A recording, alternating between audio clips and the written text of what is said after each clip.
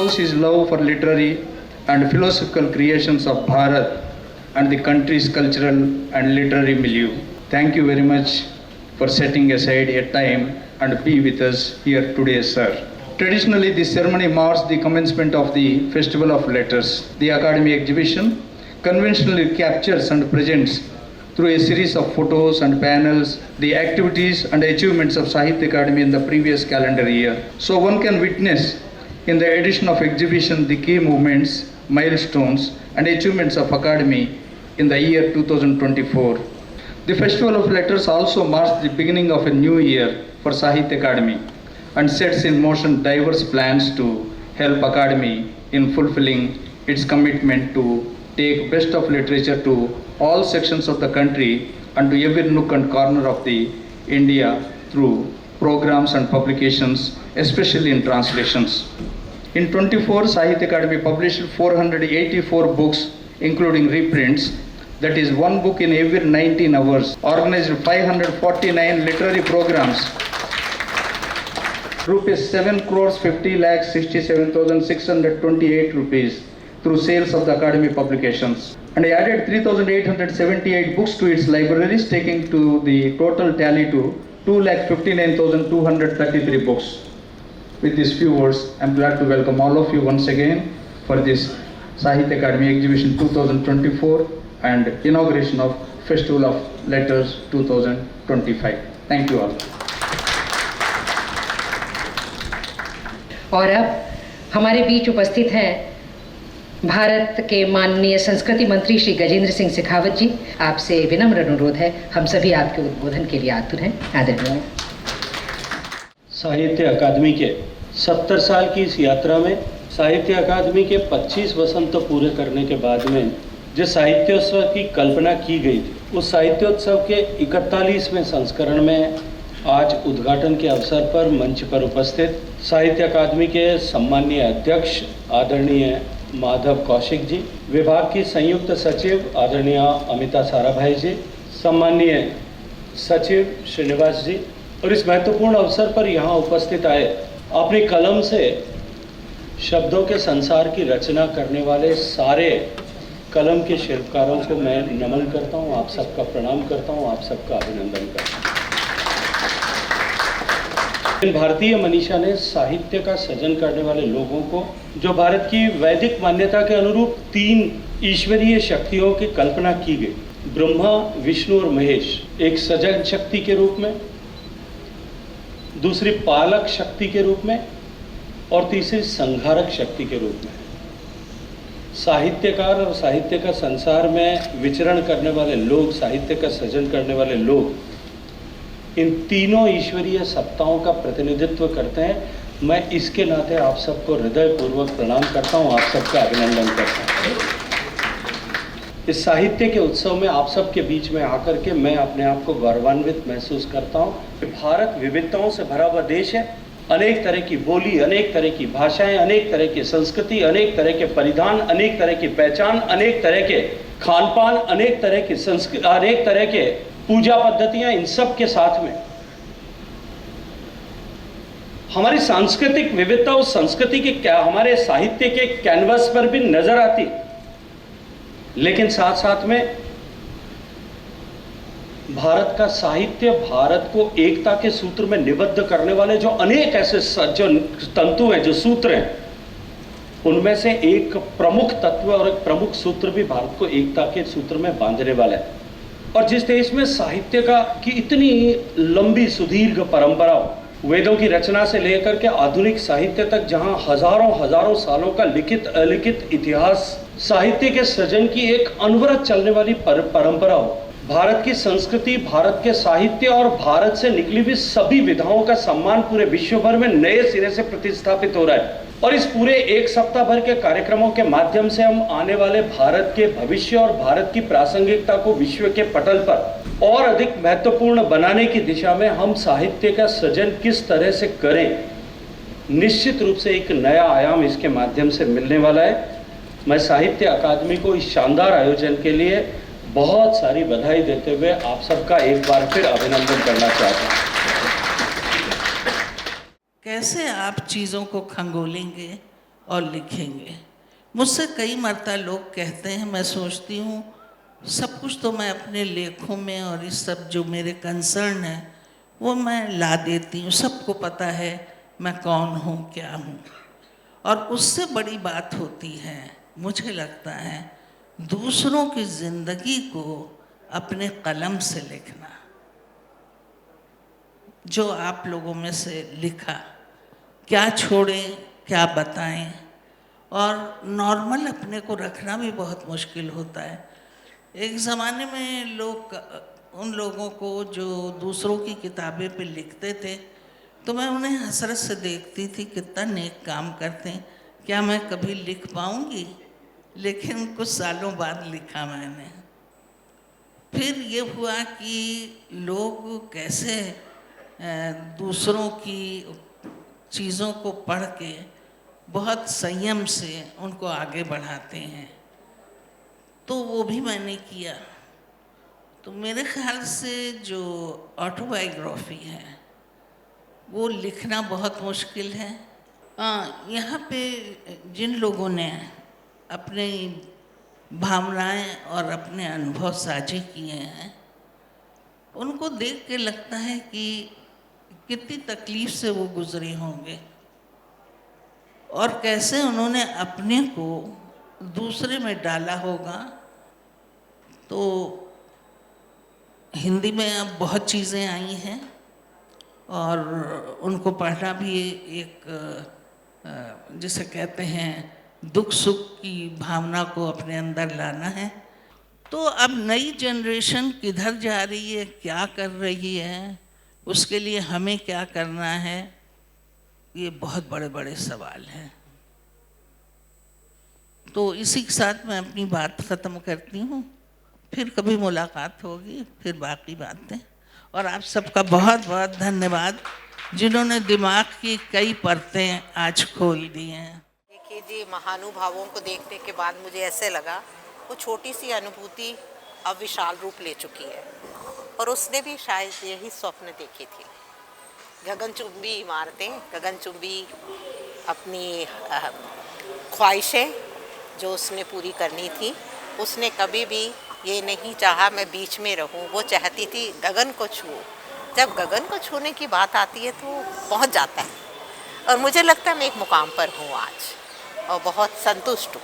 लेकिन अभी मुझे बहुत कुछ लिखना है, अपने पाठकों को देना है, इस भारत को देना है, इस विश्व को देना है, अपने साहित्य से, अपनी संस्कृति से जो मुझे मिली है विरासत में। बाल साहित्यकारों के लिए एक खुशखबरी ये जरूर है कि अब बाल साहित्य पर भारत में ही सभी भाषाओं में खूब शोध हो रहे हैं और इस तरफ ध्यान दिया जा रहा है। विभिन्न विश्वविद्यालयों में शोध हो रहे हैं, दुनिया भर में शोध हो रहे हैं। बहुत अच्छी पुस्तकें, बहुत नए नए विषयों की पुस्तकें लिखी जा रही हैं। बहुत सारी चीज़ें बच्चों के लिए लिखी जा रही हैं, नए विषय तलाशे जा रहे हैं। हाँ, वो पाठकों तक पहुँचे कैसे, इसकी जिम्मेदारी पब्लिशर्स की है।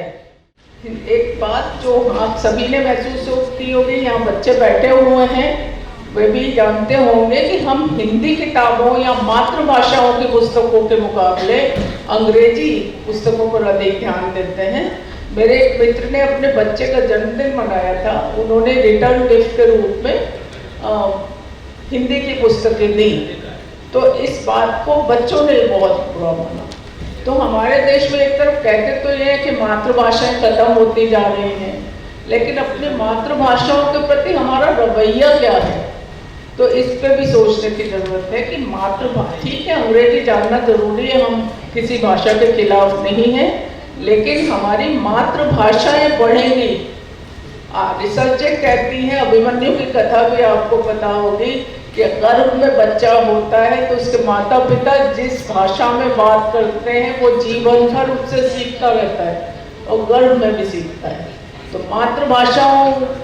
मातृभाषाएं बढ़ें, बाल साहित्यकार मातृभाषाओं को भी बढ़ाते हैं, तो उसकी चिंता भी करनी चाहिए। तो उस पर ध्यान देना चाहिए कि सरकारें बच्चों के साहित्यकार, बच्चों के साहित्य, बच्चों के संबंधित पुस्तकों को किस तरह प्रमोट करें, और इस तरफ प्राइवेट पब्लिशर्स का भी ध्यान जाना चाहिए। साहित्य अकादमी का यह आयोजन भी बताता है कि बच्चों की साहित्य की तरफ, साहित्यकारों की तरफ, बच्चों की तरफ ध्यान दिया जा रहा है। धन्यवाद। अस्तु माँ सद्गमय, सो माँ ज्योतिर्गमय, मृत्युर्मा अमृतम गमय। तो जब भारत शब्द मेरे मन में आता है, भारत शब्द को जब हम सामने देखते हैं तो क्या भाव मेरे मन में उठते हैं, इस बात को सोचते हुए मैं कुछ बात आपके सामने रखना चाहता हूँ। तो भारत के रूप में हमारे मन में जो बात सबसे पहले उठती है वो है भाव। भारत क्या है? भारत मुझे लगता है एक भावनात्मक इकाई है जो भाव से उत्पन्न होती है। इसलिए हमारे यहां राष्ट्र की अवधारणा हुई। राष्ट्र की अवधारणा हुई तो राष्ट्र का अनुवाद नेशन नहीं हुआ, राष्ट्र का अनुवाद कंट्री नहीं हुआ। जैसे हिंदी के बहुत सारे शब्द ऐसे हैं जिनका अंग्रेजी में कोई अनुवाद नहीं होता, उदाहरण के लिए धर्म है, उदाहरण के लिए संस्कार है, वैसे ही मुझे लगता है ये जो राष्ट्र की अवधारणा है उसका भी कहीं कोई अनुवाद नहीं होता। क्योंकि राष्ट्र जो है वो एक जीवंत, अपने आप में एक जीवंत एंटिटी है, एक जीवंत वस्तु है, एक जीवंत पूरी की पूरी व्यवस्था है। और उस व्यवस्था को देखने के लिए हम सबको भी राष्ट्र के रूप में उसके साथ उसी तरह से भावात्मक रूप से संलग्न होना पड़ता है। इसलिए अगर आप भारत की अस्मिता की बात करें, आइडिया की बात करें, भारत के बोध की बात करें, भारत की अवधारणा की बात करें, तो मुझे लगता है कि भाव से ही भारत उत्पन्न होता है। इसलिए उसकी भौगोलिक व्याख्या नहीं की जा सकती, इसलिए उसे सीमाओं में नहीं बांधा जा सकता। क्योंकि अगर आप देखेंगे तो सुदूर इंडोनेशिया में भी कहीं ना कोई बैठा होगा जो भारत के इस भाव को पकड़ता होगा, कोई अफगानिस्तान में भी बैठा होगा जो भारत के इस भाव को पकड़ता होगा, कोई ईरान में भी बैठा होगा जो भारत के इस भाव को पकड़ता होगा, क्योंकि वो भारत की सांस्कृतिक व्याप्ति है, वो भारत की भावनात्मक व्याप्ति है। इसलिए मैं कहता हूं कि भारत को अगर एक शब्द में अभिव्यक्त करना है तो वो शब्द है आस्था। आस्था यानी 140 करोड़ से ज्यादा लोगों की आस्था, वो उस भाव में आस्था है। वो किसी धर्म, किसी मत, किसी जाति, किसी संप्रदाय, किसी भौगोलिक परिदृश्य, किसी भाषा के जंजाल में नहीं उपजी है। वो सिर्फ और सिर्फ स्वतंत्र रूप से इस भावनात्मक इकाई के साथ अपने आप को जोड़ती है। उस आस्था की बात कर रहा हूं। मुझे जो कहना था एक वक्ता के तौर पर, एक अध्यक्ष के तौर पर मैंने आपसे अपनी बात कही है। बहुत बहुत धन्यवाद। This is a poem called Line. It was written in 2010. A drawing draws itself in Conti or ink, with no beginning or end.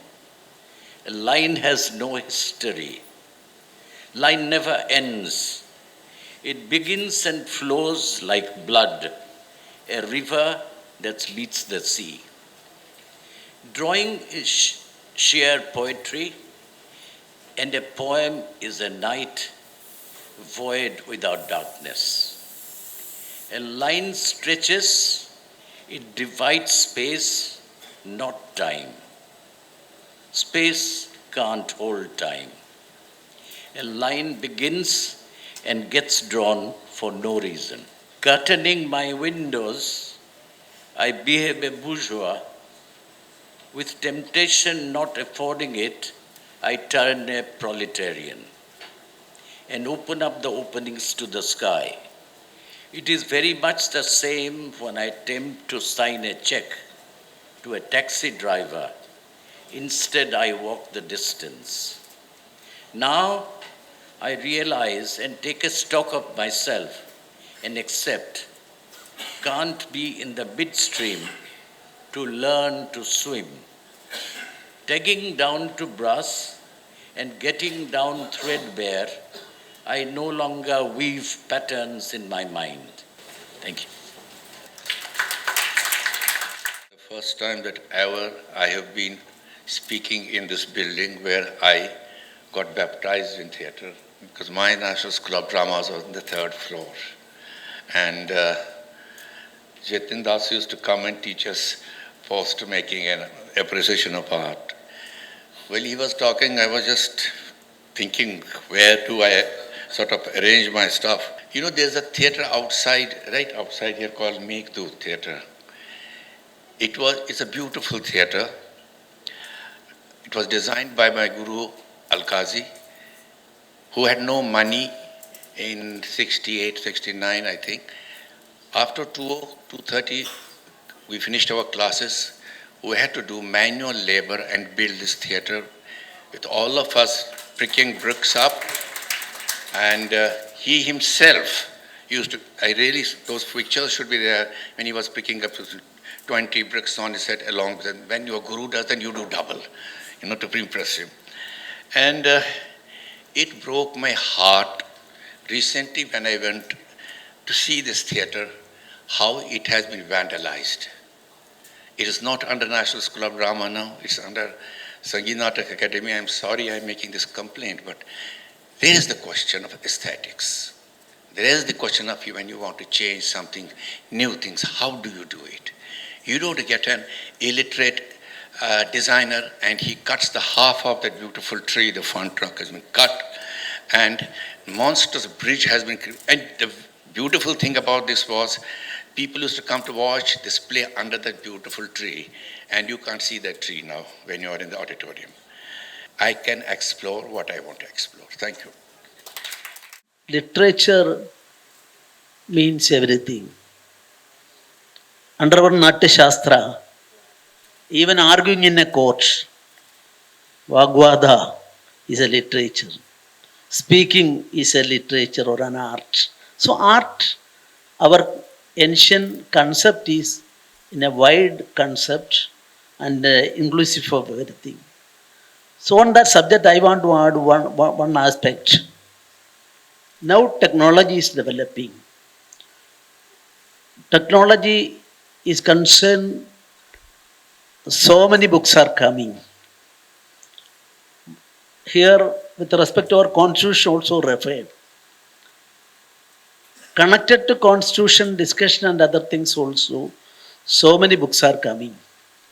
But I don't know what extent we will be able to, or whether we are including it in its proper sense. I had written a book before I became the governor, and our Honorable Prime Minister released this, Dark Days of Democracy. Of course, as a legal practitioner, I avoided political plus and minus in that. But that book, when I prepared, in my mind, I had occasion to read one book written by Justice H.R. Khanna.